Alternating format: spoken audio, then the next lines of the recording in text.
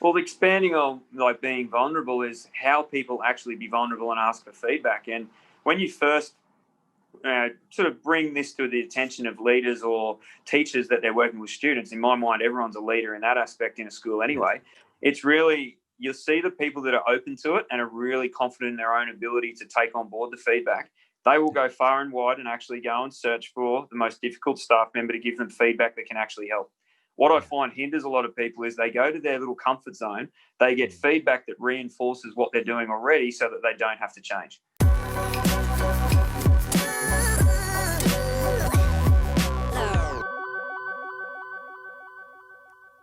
Hi, welcome to the Tarun Stephenson Leadership Channel. I'm your host, Tarun Stephenson, and we are all about helping you lead, communicate, and grow to your full potential. Whether you're tuning in on YouTube, Facebook, Instagram, or your favorite podcasting app, don't forget to subscribe and follow so that you can stay up to date with all our latest episodes. All right, here's the latest episode. Let's get into it. Well, hey everybody, Tarun here, and I'm here with my good friend Grant Stephenson, and he is a former coach for the Australian University Rugby team. He's also a board member of the Australian and Queensland University Rugby League and associate principal at Maple Park High School. Welcome, Grant. Thank you, Tarun. Good to see you again, mate. Yeah, good to see you too. It's been a while since we've caught up, so I always like these conversations because I have an excuse to catch up with people I've spent time with in the past. Definitely. You're living the dream, mate. Yeah, absolutely. Absolutely. Well, Grant, why don't you give us a bit of an introduction? Tell us a little bit about you, about your journey into leadership. You've been in education for a while, but you've also got this other set of leadership skills in the rugby league, I guess, industry, if that's what you call it. But yeah, tell us a little bit about yourself. I think growing up in a small town of Maryborough and having sometimes my first think back to leadership was probably in about grade 10 and 11, where the school didn't want to put an open rugby league team together. So at that age, I said to the PE staff at the time, I'll organise it. I organised it with the other school. I coached the team and played in it at the same time. And all they had to do was turn up. And it was sort of those little experiences, I guess, that in being in a small town with a lack of facilities and a lack of opportunity forced my hand a little bit to say, we can do better than this. And so I guess my natural leadership sort of skills came out of there. That led me to the most amazing job ever in running rugby league programs in schools and doing my hobby and getting paid too much money, in my opinion, for what I was doing. Talk about living the dream. That was definitely some quality stuff there. And just through that, managing teams, I used to coach 3 or 4 teams minimum a year, and then a lot of work in club rugby league land and then university rugby league, traveling the world, experiencing different contexts. It just developed those leadership skills because you had to survive, and learn how to really manage people and gain a really high emotional intelligence, I think. That's awesome. And that led me through to different schools, primary context, high schools, and ended up back here at Maple Park. And it's absolutely amazing here as associate principal, which is a unique position in itself. Yeah, it is. And we will get into that position because I really want to talk about your role there and the pivotal part that you play in making that school what it is today. Let's go back to when you were in high school. You took on this role took on the initiative to start up a rugby program for your school. Were you exposed to any leadership concepts or leadership ideas at that time, or was it just something that came instinctively to you and you just acted out of what you felt was the right thing to do? Definitely no formal leadership at all. Had no idea about it other than probably seeing, one of the most important people in my life is my mum. Probably she's a bit of a risk taker and challenged the system a little bit, but had this real heart of gold and always thought that, we could do better for people. And I think it was really that led me to go that my mates deserve better than this. And so it took someone to stand up and actually go, we can do this and we can challenge the system. And it was probably more just having that sort of free reign and sort of risk-taking sometimes risk-taking the wrong way growing up with parents like I had, but really sort of advocating for me to just go out there and challenge it and have an opinion.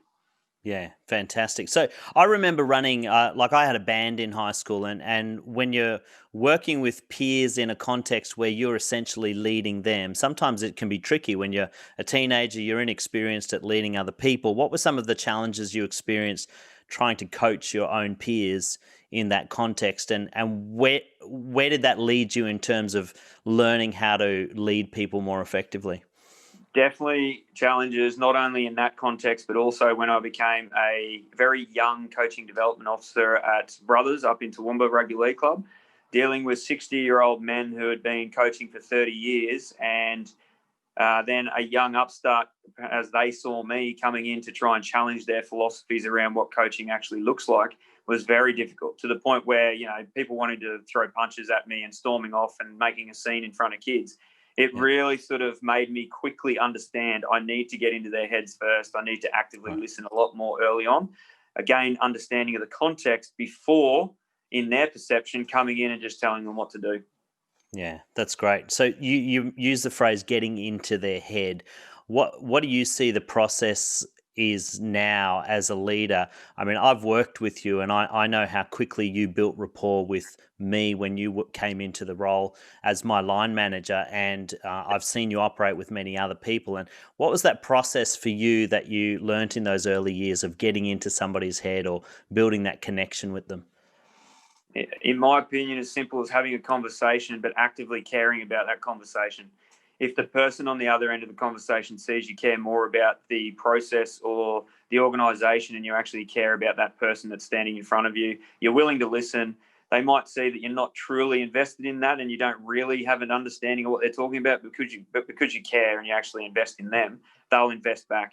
And I just think that's the most crucial part early on, is building a relationship and understanding the person rather than what their role is, or rather than anything else, their job description. Just get to know the person. Yeah, great. That's great. So relationship is thrown around a lot in leadership circles and even in teaching circles, but not everybody necessarily finds it easy to build relationships with others. Yep. Sometimes you have to build relationship with people that you wouldn't normally relate to in everyday Yep. life. What are some of the things that you found have helped you in building relationships beyond just listening or caring for the person? How do you get through those, say, the tough players who want to be resistant, or they're a bit suspicious of you? That can happen with teachers as well. How do you get through to those kind of people? Very interesting you brought this up. Worked on it with a staff member this week, actually, and I said, well, you have to be more vulnerable. If you're not vulnerable enough to ask what their perception is of you as a leader and find out what the issues are and open those channels of communication up, and I know that stops a lot of leaders that I've seen and a lot of people I've worked with, in that they're not vulnerable enough to step into that land because they might hear something that they deem to be not right, or that it might hurt. But my big slogan that's written up on my leadership board here is perception is reality. So I want to find out what the issues are for that person, regardless of how much they're avoiding or how much they hate me. If I find out what those issues are, I can then show I'm willing to give back and actually help reduce those barriers so that we can have a working relationship. So being vulnerable, asking what the issues are, and dragging them nonstop into that conversation, even if they are avoiding you. Yeah. Good. In a caring and supportive way, obviously. Of course. Of course. Now, you've had that slogan up in your office for a long time. I mean, it was there when I was working with you 5 years ago. Yep. Unpack that for us. Your perception is reality. Tell us what that means to you, and how, in the context of leadership, how does that affect our leading? Well, expanding on being vulnerable is how people actually be vulnerable and ask for feedback. And when you first sort of bring this to the attention of leaders or teachers that they're working with students, in my mind, everyone's a leader in that aspect in a school anyway. It's really, you'll see the people that are open to it and are really confident in their own ability to take on board the feedback. They will go far and wide and actually go and search for the most difficult staff member to give them feedback that can actually help. What I find hinders a lot of people is they go to their little comfort zone, they get feedback that reinforces what they're doing already so that they don't have to change. So I would actively push my heads of department to find people that they know do not work well with them, or they might not really have that trust relationship with them. Because in my mind, to build trust, you've got to have a working relationship that's open enough to not always be friendly and actually have critical conversations now and again. And if we don't work in that space as leaders, we're not truly going to understand what the perception is of you as a leader and others, so that you can work on becoming better. So it's really finding out. I see it as finding out the solutions to how to become a better leader for the people that you're working with. Great. So you're encouraging your heads of department to go and work or go and have conversations with teachers they don't necessarily feel comfortable talking to, and you're asking Yep. and peers, and you're asking them to give feedback on your leadership, that can be a pretty daunting thing for anybody, Yep. especially if you don't have a developed self-awareness. And so asking somebody to give you feedback who you perhaps don't trust them, like you say, you're making yourself very vulnerable. What are some of the things that you equip your heads of department with to be able to handle those conversations? Because they can be pretty confronting sometimes. Yep. Starting with that inner circle, if they are worried about it, that they know they have their trust with before they go to the areas that it might be a bit harsher. Sometimes I've actually taken that burden off them because I've got the trust relationship going with my head of department. They will then go and find out all the information or say to me, can you go and find out? Because I know they'll talk to you openly. So I've actually done it for them obviously under the consent of the head of department, but I can actually dig deeper and find out exactly what I want. And because that person's not giving direct feedback to the head of department, I often find out more. And then I frame that in basically a positive. Here's all your strengths. Here's what they'd like to see continuing. But here's the areas or the themes that are coming through that maybe we can work on together to improve. And it sort of takes away that whole fear of, oh, my God, I have to tell someone that they're not good at something. Because I see that's where organisations stop, or they falter and people don't improve, is because we're not at that trust level. And it's really hard, especially in a new environment. Sure. So how do you have those conversations? When you have to really address something that isn't consistent with the organization's values, and they're hard conversations to have, and a lot of leaders avoid those conversations. Yep. What's the approach you take beyond having that rapport initially? Are there some ways that you approach those conversations that still make them caring without being watering down the necessity of truth and directness? I see it's layered, Tarun. I think you've got to be. I'm lucky to be in an organisation where the vision and values of the organisation are very solid and everyone's aware of them. And we go back to those visions and values and mission statement often. So the conversations straight away have to be linked to that, because that's where you're in that system or you're in that organisation. So the conversations have to be relevant towards that. So for us, every conversation underpins students first, continuous improvement and innovation, holistic wellbeing of students, and one more, respect for all. So it's perfect for me because those 4 pillars of the school link into difficult conversations anyway. Then I see the next layer is that they have to be understanding that I'm in a supportive role, and I need to know that I've got that trust and open relationships with the staff member before I even get into this realm. And I would only get into that realm knowing those 2 things, because if you're not working in an organisation where you've got the strong vision and values, or the culture's not right, then you may not even get to this level. And I've spoken to people at different schools where they can't, because they're not getting backed up by the layers of the organisation. They may not even know what the culture of the school is asking, and it's just a mess. So therefore, it's really difficult to have a difficult conversation with a staff member that you're trying to pull into line.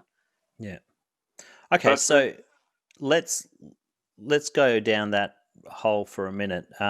You talk about being in an organisation that perhaps you're not supported by the mechanism of administration to do the things you need to do. A lot of teachers say that to me when they come to behaviour workshops. They say that the admin don't back them up or support them in behaviour management. And, you're saying that as a leader. Now, Mabel Park's not that kind of organisation, but have you ever been in an organisation where that's been the case? And how do you lead well when you don't feel like you have the support of the people who are above you? What I see and what I did as a head of department when I may have been in that situation was create my own team culture and my own vision and values, and that was at a department level, so that we were bigger than the organisation is how I tried to sell it to my staff members, that we had our own action plan, we had our own vision and values, and so we set our own standards. And I tried to go then lean on my team development and my rugby league background to then create a bit of a team culture and go, you know what? Yes, we are working with some issues in the system. However, this is what we're about. So I basically put myself in as a bit of a captain coach role there and tried to develop the values of a team. And that was a HB department at the time. And again, I was lucky enough to have a lot of, strong sporting background people. So they understood my philosophies there and they jumped on board. And we helped each other out and started leading within rather than the big context of the school that had some issues at that time.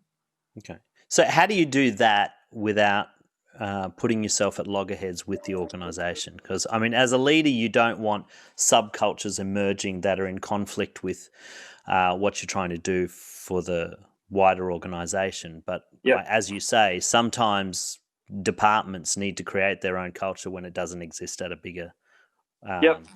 a wider place. So how do you do that without coming into conflict with your organisation or your leaders above?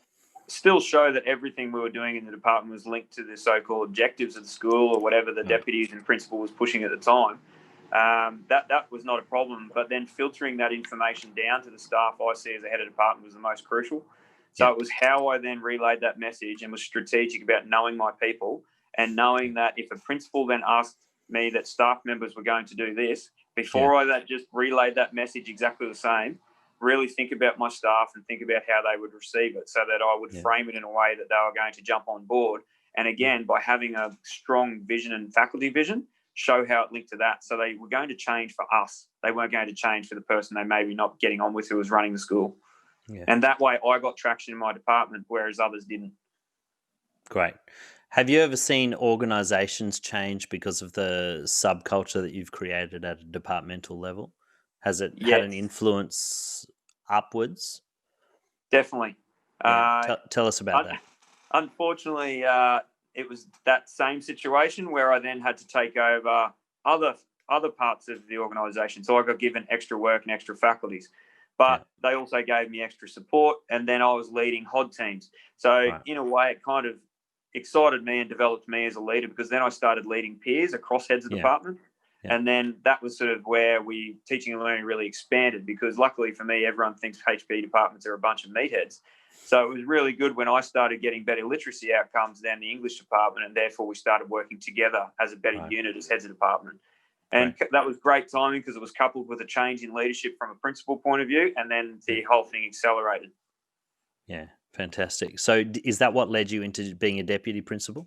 Definitely. It was just those small wins you get along the way where you help a peer and you think you see they're struggling with their department.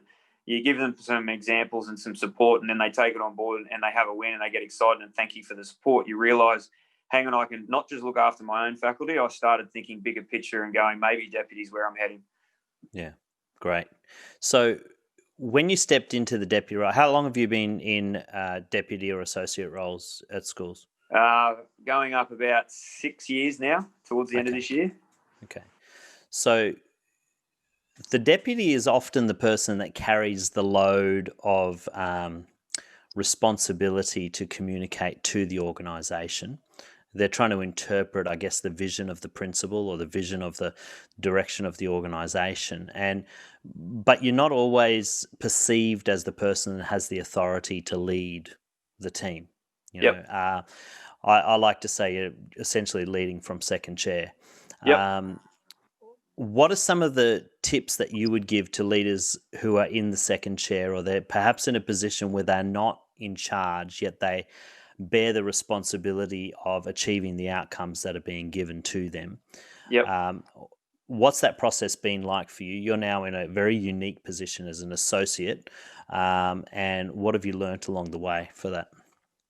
I think it's a two-sided question. I think it depends on whether you have respect and the school has respect for the leader who is in the first chair.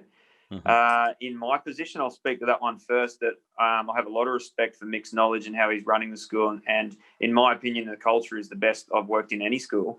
So therefore, it's not that I have to then become the principal, if that makes sense. I'm in a position where I need to just toe the line, still have my say, but behind closed doors, we fight it out, and then we come out as a united front. Easy for me because Mick and I are quite similar in our thinking and how a school should be run, our philosophies around teaching and learning. For me, it's putting my ego behind closed doors and make sure that I have my time to challenge Mick then and there and as an exec team. But walking out and just going, you know what, I may not have agreed with that, but who cares? That's where we're going as a school, and the organisation is more important than me, because one person's not more important than the organisation. That's sort of me here, and I've got a bit of freedom though. Mick has a lot of respect for my knowledge around teaching and learning, and this role is literally teaching and learning, so I can control and run everything that happens in teaching and learning, and I'm in heaven. It's my what I've wanted to do from the start, because I love teaching.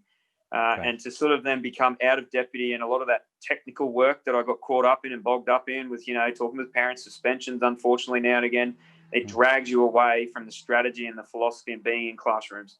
So I'm kind of lucky in that respect that I literally just have to fight it out behind closed doors, have the big picture vision, and then support people to be the best teachers they can be. Yeah. But the other side of it, though, if I was in this position, and I don't know what Mick spoke about because I haven't watched his podcast yet, but I know I haven't been in that position, but I know a lot of people have spoken about being in a second chair where he's not real comfortable with the leadership that's in the first chair. Right. And so I think in that realm, a lot of people just take it on board to go, there's a bit of freedom there, and I'm actually going to step up and I'm going to try and run this school. Yeah. And I know it can be really tough, and I know it burns people out and it gets people offside and you can have issues. But I think if I was in the same position, I could not just sit back and watch an organisation fall apart because of poor leadership above me. I would do what I can to support that person, but also then lead from underneath. Yeah. And if needed, step up and actually put myself in that first chair mindset and run the place. Okay. So, I mean, you're a pretty strong leader, a very direct leader. You said you've got to put your ego aside because no one person is bigger than the organisation or the vision. Yep. How do you do that? No doubt you've got your own ambition in leadership. What's the thinking process behind putting your ego aside, being able to come under somebody else's vision and to support it fully and give? I mean, I understand you've got a great relationship with Mick, but to be able to support what he's saying, even if you don't always agree, what are some of the mindset shifts that you have to make as a leader? Being able to actually voice it and having a leader that allows me to voice it, because I think once you've voiced it with the team, we've got a team of 5 or 6 in exec now that can actually thrash out those real tricky decisions and tough decisions. Yeah. I feel as long as we've had a say and everyone's had a say and it becomes a group decision, we're happy to walk away, because ultimately it's mixed decision in the long run, a lot of the stuff we're talking about. And knowing that he's the face of the school, the perception of Mick is the perception of Maple Park State High School. So therefore I'm helping by challenging, and I'm helping by making sure that we thrash it out with rigorous conversation. And even though I don't agree, I've helped him come to a solid decision, because ultimately it's his decision and he's running the school in that first chair. So just knowing that and realising that you're not in that position. So but you do need to not just sit back and be a head nodder, because that's not going to help the first chair in any organisation. Yeah. Okay, so talk more about that. Just define the difference between being a yes person or being proactive in your leadership without trying to step on your leader's agenda. Yep. So an example of seeing a weakness that you perceive in the school community, bringing it up to the table of exec, listening, coming in and not saying this needs to happen, but proposing it as a question, bouncing ideas off the team, but then actually formulating a bit of a plan and going, is it actually a problem, or is it just because it's under my portfolio that it's more passionate to me? And sometimes that's where I say your ego has to come back, because there's so many conflicting priorities that a principal has to make a decision on. And I'm such an advocate for teaching and learning. Sometimes I'll try and push too hard and go, we need to be doing this, we need to invest in that. However, the team throws back different priorities to me, and I have to sit back and go, you know what, you're right, it's not time at the moment. And although I think it's important, the organisation doesn't need it right now. And I think if I keep trying to push my agenda, then I undermine the team and then go and do it anyway. You get fractures in the team and everything goes pear-shaped, and the staff start to see a fractured unit at the top. And I've been in schools like that, and it's just people start working in pockets of isolation, and it's bad for culture. And I don't want to be in an organisation like that. No. Can you overcome those kinds of cultures when the leadership team is fractured? Do you think that they're recoverable, or is it a situation that you have to just walk away from? I mean, I don't have a lot of experience from myself, because I've been lucky enough to have quality leaders in the majority of places I've worked. But unfortunately, what I've heard from people who I respect who have been in that situation, they've walked. Because they get to the point of frustration, they get to the point of not enjoying their job, and they start losing passion for teaching and learning. And ultimately, I think that's why a lot of people I've spoken to in this situation do leave, which is a shame. But I think it's a bit of a glitch in our system. I I don't believe that the structure from where principals and then the next layer from what I can see, there's a lot of support there for principals, but I don't know really what the accountability systems are like.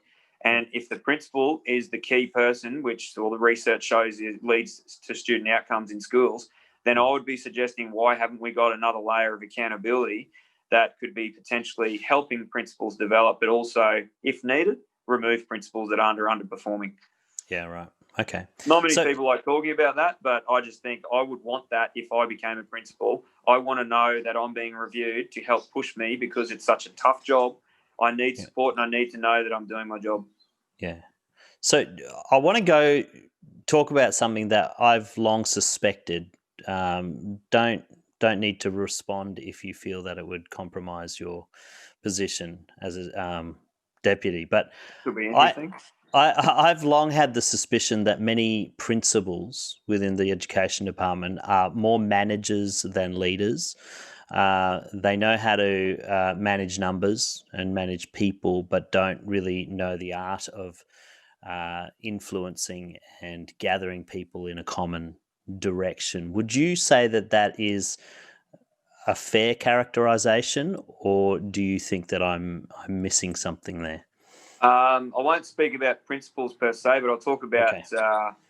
I believe that since EQ, for instance, linked up with Quelly, we actually started getting some form of leadership development in education, and I think it's just a bit of a system from the old days that good managers who could understand curriculum and get a unit plan developed became all of a sudden leaders. But back in the day, no one was told what leadership was about. Yeah. And I only know it was, for me, I was lucky enough to have a leader who started a lot of leadership philosophy and readings, and actually started developing middle leaders as leaders, because up until then you were just deemed to be good at managing a department. And unfortunately, good managers sometimes definitely aren't good leaders.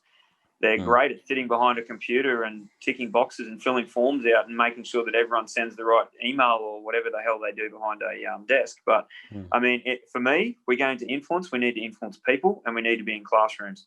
And I think it's just such a stressful job in some contexts that principals just need a lot of support, and they need a lot of sort of support with the HR and support with the red tape that just drags them back away from the classroom. That's why they end up, I think, going, you know what, that's other people's jobs. It's not mine. Yeah. My job is to look after people and make sure that everyone's safe at the top. Yeah, good answer. But at every single level, I mean, it's, if a teacher's a good manager and understands curriculum but doesn't understand people, and the kids don't like them, they're not going to get outcomes. If a good head of department is great at filling out a unit plan but can't influence the staff to come on board with the pedagogical framework you've got at the school, then we're not going to get influence and outcomes. I think it's at every level, Tarun, not just principals. Yeah. Do you think that those are naturally defined traits within people between managers and leaders, or do you think that they are traits that can be learned and developed? If, let's say, you're more manager than leader, can you develop those leadership traits, or are they a little bit more innate? Definitely innate, but I've had some great success, and that's one of the most amazing parts of my job, is developing people to become better leaders. Yeah. You would know one that I've had great success with the initials BA. I put that man down as the greatest sort of increase in leadership capacity, from a very technical, data-driven, did not communicate effectively with students, let alone staff and parents, to then becoming a deputy principal 3 years later, cognizant of all of his weaknesses and being able to be openly tell him he's a robot and he should have approached that differently. So go back and apologise and be a human was one of the best turnarounds in a person. But the difference with that person in particular was he was so open for feedback. Yeah. He was so driven to be better and to develop as a person, rather than just developing a role that he had in the school. And that's why I attached myself to him, and he attached himself to me and kept coming back for what we used to say is put the gloves on, him coming up for more feedback. Because he was so open to taking harsh feedback, and he just wanted to develop. But then there's others who they might have some innate ability and they're going okay, but they do not want feedback, and they're too scared to take that on because of self-esteem, self-worth. It could be that they're too worried about losing their job. It could be anything. There's so many different contexts, but I just see that as, if they're willing to learn, then people with the innate ability end up accelerating, and the ones who don't stay there. Yeah, that's good. And I know the person you're alluding to, and it was a really rapid development process that he went through, and succeeded in getting that role very quickly. What were some of the things that you did to perhaps break down that wall of resistance to feedback or self-awareness? Is it really just up to the individual to take that step, or are there things that you can do as a leader to really help them through that process? Yeah, well, obviously give a purpose to the feedback. So where are they going with their career? What do they want to develop? Find out where he's at with his family situation. Put a bit of a timeline together over a 5 and 10 year plan on where he wanted to go, because then he had the feedback was just a part of being successful in his career and as a person. And then building the trust up to then get to a level of feedback that was quality feedback, where it was literally to the point where he said, smack me in the face with it. I want to know how I went this weekend because I've stuffed that up. But it took a lot of time. Took small bits of feedback, celebrating the successes along the way, to then getting this person to understand that I need this because this is helping me. I'm developing, I'm seeing success. Yeah, great. That's so good. So what do you do with the ones that perhaps you're trying to take them on that development journey, but, like you say, self-esteem or, barriers to vulnerability are a thing? How do you work through that to give them the very best as a leader, but understanding that it's really going to come to them in the end?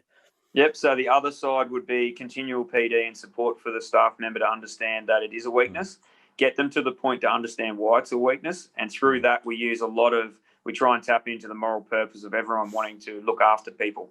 So if they have hurt someone through communication or through an email that they should have actually gone and had a conversation, drawing it to their attention and actually bringing them back in to say, you understand that this person was quite hurt by this. I know you didn't mean it. However, this is what's happened.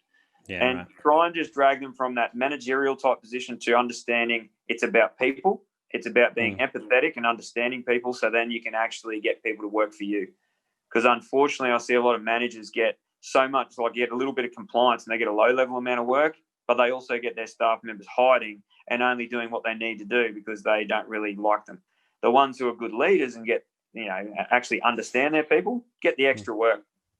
And there's only so much we can ask staff members to do. And I mean, we can't pay them anymore, and we can't sort of go out and keep buying them drinks like we try and do as much as we can to reward them for their hard work. But so you're going to always rely on that teacher to just have that strong moral purpose and want to do that little bit extra. Yeah. Do you often see a turnaround when you're sending, say, reluctant leaders off to PDs? I often get teachers coming into my PDs saying, my principal sent me here because she thinks I need help with behaviour management. I don't think I need to be here. That's I've been forced to come. Do you often see that those PDs can actually help turn the light bulb on for them, or that they come back more willing to go through the process, or does it just put their heckles up even more and make them more resistant? I've seen 50-50. Again, I think it depends on culture of the school. If they know they're coming back from that PD to a supportive culture and that it's an expectation, they're more likely to buy in. If they've been sent to it because they're a problem staff member and they come back to the same organisation that they don't respect, I don't see their behaviour changing at all. Yeah. But again, 50-50 for us, yes. I have seen some go, that was great, I need more of this. But still them actioning that change is a long-term process for that typical managerial leader who unfortunately has a personality type where they worry about more of the organisational side than they do the people. That's just continually bringing them into that people realm, and showing them the lack of emotional intelligence has led to a critical issue with the staff member again. But making sure you have those conversations. And unfortunately, I think people sometimes get pigeonholed like that. They don't get the feedback because it does take a lot of time and it is continual. So they then end up either getting put in a pocket and just left there or moved on. Yeah. Okay, so what about the opposite side of it? Sorry, you were going to say something. I cut you off. Just sorry, mate. Unfortunately, I see that as a bit of an issue in the system as well. We'd rather move difficult staff members than actually have the conversations and develop people or basically manage underperformance in our system, which I know the system has done some great work in that space in the last 18 months. And I think it's the QSPA and ASPA really led that. So they've done some critical work there. And I'd be really interested to hopefully see that roll into the system as well, because it's an area we have to get right. Yeah. We can't just keep handballing issues through our department, because we all work together. Yeah. So how do you decide when enough's enough? Without handballing too quickly. But there comes a time in some relationships where they have to end because they're just not going to play ball. How do you decide when the time is right and you're not going too quickly with that? I think I get to the point where I'm comfortable to sleep at night that I've done everything for that staff member I possibly could. If it's burdening other people that you've tried to get them to support and it's impacting on the well-being of other people that is working either with them or for them, that's the point where I decide enough's enough. We've done the support. It's time to move on. And then making sure multiple eyes. I always go to union. I always go to principals. I try and get a person outside the school to have a look over what they can, obviously with being confidential, to just sort of ask their opinion of, have I done enough? Because they're not nice conversations, and sometimes you're playing with people's lives here. So it's not something you do lightly. So I want to make sure that I'm doing my best for the students and the staff in that realm, but also showing that I can sleep at night because I've done above and beyond the support I needed to do for that staff member who's not playing ball. Yeah, great. So I was going to ask you previously, we were talking about say managerial leaders who tend to focus more on the numbers than the people. Yep. What about leaders who tend to be the opposite of that, where they're all about people, but they find it difficult to separate their emotions from making hard decisions and having hard conversations? Is that something you've encountered as well? And if so, how do you manage those types of people? Yep, that's where you really need balance in the team as well. I guess I should make the point that in all organisations, I think we need a mix of managerial and leaders. A weakness of my own is I'm that big picture thinker, but I don't have an eye for detail, and I'm not a numbers person. So I need those people with me on the team to balance me out and pull me back and say, you're a bit of a goose, you've gone too far here. You haven't thought about the timetable. You haven't thought about the finances on how we're going to get there. Something that Mick does really well is he builds his teams around a lot of personality profiles. So we all understand each other and our own strengths and weaknesses to make sure we pull each other in check. But that complete other side where it's just pie in the sky stuff, I see the issue with that is you end up with a lot of agendas. You end up with people given a lot of rein without worrying about the details. And then if the difficult conversations aren't had to actually pull people into line, chaos ensues. I think at least on the other side of it, it's a risk. It's a very risky position, principal, as well. So it is all about legislation and making sure you keep your job. So I can see why, if principals do tend to lean that way, that they're looking after themselves as well, and rightly so, because they're under a lot of stress and a lot of pressure in that position. And plus, you're looking after, at times, thousands of people on a school site, and you're the main person. So no wonder we have a lot of legislation and policy sort of direction in our schools. However, if you know that, then you put someone who has that big picture thinking and the strategy over in your team, and so you make sure it's balanced. Great, it's great.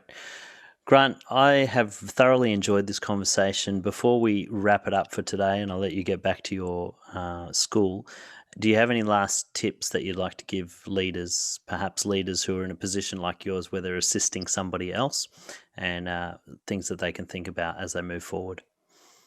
Definitely. I think it's right at the moment. The common theme is we have to look after ourselves. I have a common saying that says you can't manage others if you can't manage yourself.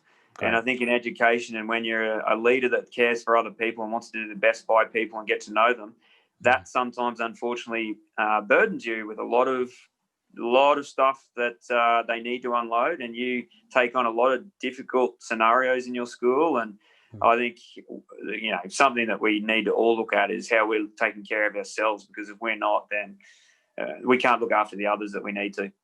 Yeah. How does Grant take care of himself? Funny you asked that. I've just finished the Resilience Project book, and the family's actually getting involved in our little GEM booklet at home. So gratitude, empathy, and mindfulness. And we're doing our own little version of that. and also making sure I zone out with my sport and my training and my fitness. I find that if I don't look after my fitness and I get unhealthy, I get tired, I get cranky, and I can't lead more effectively. So I make sure of that, and potentially a sneaky little beverage as well at times to zone out and relax, mate. Very good. Very good. If people want to get in touch with you, Grant, and talk more about what you do, where can they find you? You can pop my details up, mate, for sure. My email address is probably the best way to do that. Okay, sure. And then we can go from there. Yeah. Are you on LinkedIn? I am, I think. I've got to get some work done in that space, mate, but I'm pretty sure I'm on there. Very good. All right, awesome. Well, thanks so much, Grant, for your time. We've appreciated talking to you, and best of luck for what's to come. Hey, thanks so much for tuning in. I hope you got a ton of value out of that episode. Don't forget to let us know what you thought in the comments, and if you have a topic you'd like us to cover next time, we'd love to hear from you.